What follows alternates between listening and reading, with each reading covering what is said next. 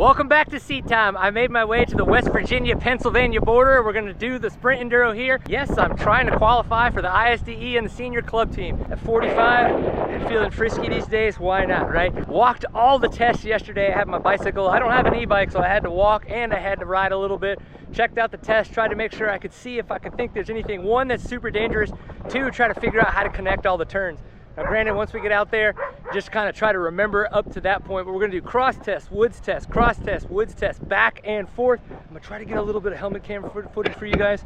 Shh, don't tell anybody. But if nothing else, I'm gonna give you guys the experience that I have here. You can see the cross test out there. The kids were out there ripping it up today. This is a very different weekend, waking up at 11 a.m. or racing at 11, so I didn't even get up till like 8 o'clock. It's gonna be a good time getting seat time, guys. Let's do this. Down there is the 1 mile marker for the cross test, but over there you can see the KTM tent. That is where the test starts, so it's pretty cool. It kind of chicanes across that hill, and it comes over here, right? Goes way up that hill, down where that rider's coming right there. Nice big turn. That little uphill right here is really bitching. Then up in a little chicane, up this really cool, like boom Tioga, Talladega type turn down into that 1 mile marker. This looks like some cool grass track side hilling. That is for sure. It sucks on an acoustic bike, but you run what you brung, right?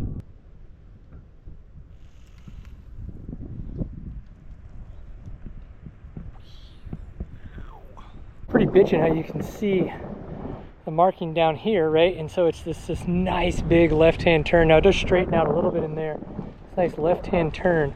We're just still gonna be going left, left, left, left. And then it just keeps fading. That's gonna be pretty bitchin' tomorrow. It's uphill there. It's kind of chundery with a little bit of roots. Not too bad probably on the first 2 laps. Third lap though, it'll start to break up. Nice little straight right here, but then this downhill is off to the left and it comes back up over here. And you can see, just watching guys on their bikes ride down this, that the ability to carry speed here is high. There's not going to be anything to catch you on the first couple laps, the first times through, so we're going to pay attention to that. I like that they have mileage markers, because I didn't know if they were going to have that or not. I think it's supposed to be around 4 miles, but to at least know kind of where you're at in the test and have a mileage marker is nice. Coming on the outside of that turn, but if you can cut from stay on the right, and then cut to the left here on this banner, kind of miss it, so you don't have to go up high on that turn over there. Just hug the banner and go that way. Pretty cool section where we come out from over there, take a nice little hard left-hand turn here, so we come downhill a lot of this stuff, right? And we're going to take a nice big right-hand sweeping turn, and then we're going to come right back up that other side. Looks like a pretty neat little section. The cross test was a hoot the first time out there. I did pretty good, caught quite a few guys. Looked like I came out like 6th in the class and then wound up, so I went in 6th. And I caught the guy in the enduro test that had started in front of me in 5th place, but then of course, it was a little bit more slick in there than I think we thought it was going to be.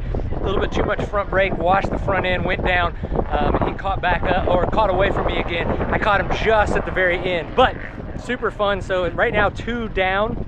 We've got 6 more if the day keeps going good. I'm hoping we get our full 8 in for the senior A class. If not, maybe I'll just sneak in there and go do them anyway. So far, a lot of fun. Gotta stay upright. Gotta stay upright. At this point in the day, I hadn't gone down yet. The on-the-bike footage I have from day 1 is limited to the last 2 tests of the day. I didn't want to be messing with the camera as I wanted to focus on riding. But I wanted to share the area that I struggled with the most on the cross test. Up until mile 1, I was typically catching the rider who started in front of me. As we passed the 1 mile marker though, the rider in front of me would slowly pull away. This section of the track was where all the turns took place. And on the grass track, turning is where you make up or lose time to your competitors. As I try to get better at this style of racing, I need to attack into the turns more and longer. I also need to brake later while choosing lines that allow me to enter on the outside and exit on the inside.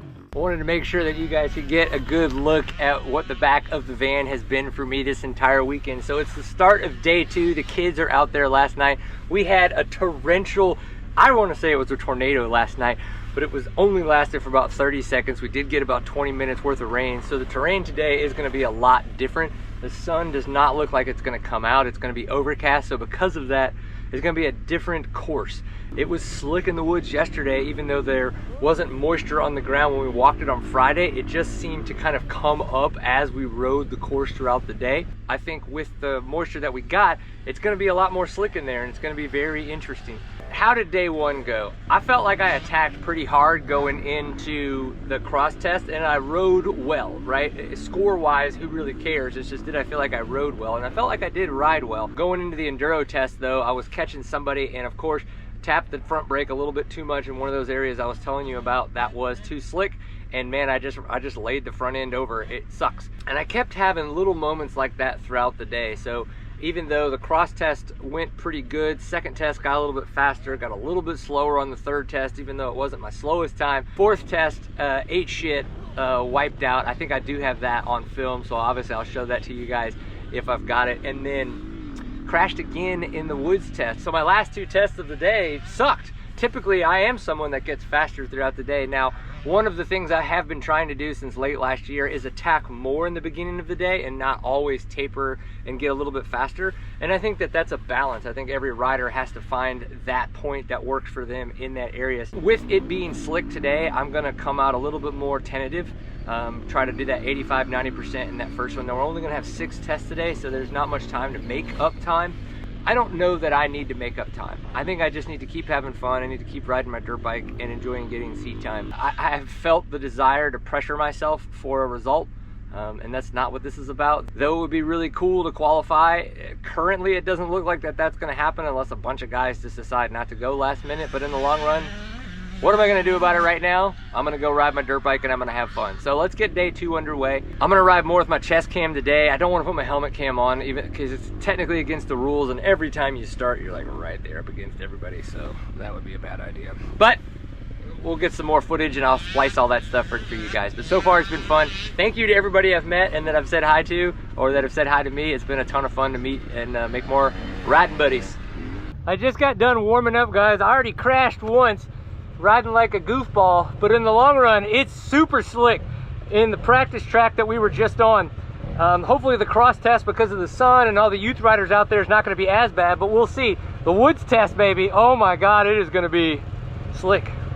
I've never felt like such a squid in my entire life. Well, okay, that's an exaggeration, but today, it legitimately is like I do not know how to ride a dirt bike.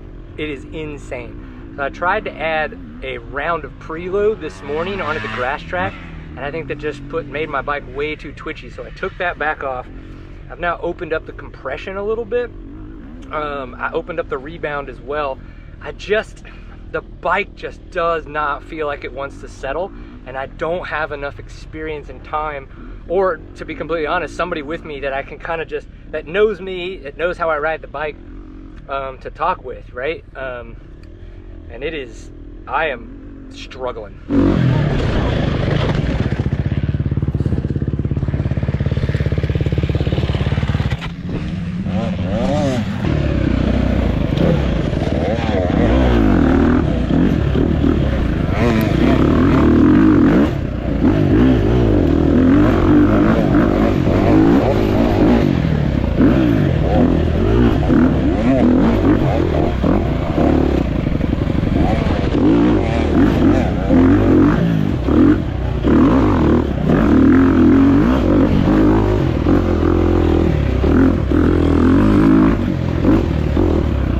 As I watch back a lot of this grass track footage from the cross test, I realize it's the off-camber turns that really have me freaking out.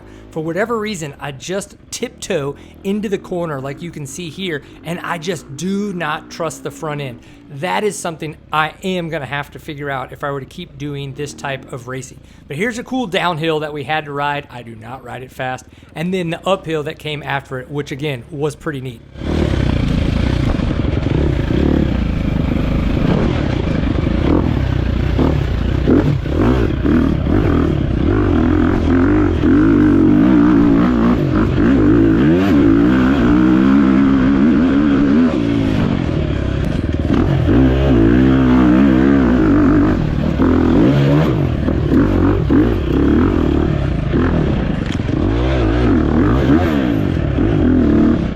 to show this section because of how slick it is. It doesn't look that bad, but if you lost a little bit of momentum, you could feel that rear wheel really start to just spin. And also the slick roots in this section, I could never figure out how to ride them. Once you come to the top here and you work your way, you can see it's off camber, they've got roots, and I just could not figure out how to carry momentum without feeling like my front end was going to give out on me.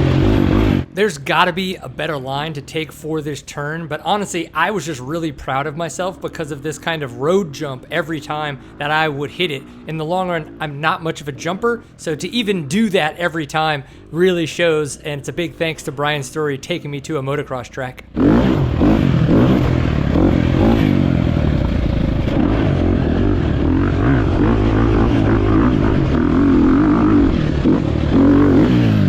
I saw Art on the side of the trail and I knew I needed to give him a little bit of hip action. This is the picture he captured. This turn coming up to the right though is another right-hand off-camber turn that always freaked me out. Again, I don't know what it is about these off-camber turns since I normally ride off-camber in the woods much better than I did on the grass track.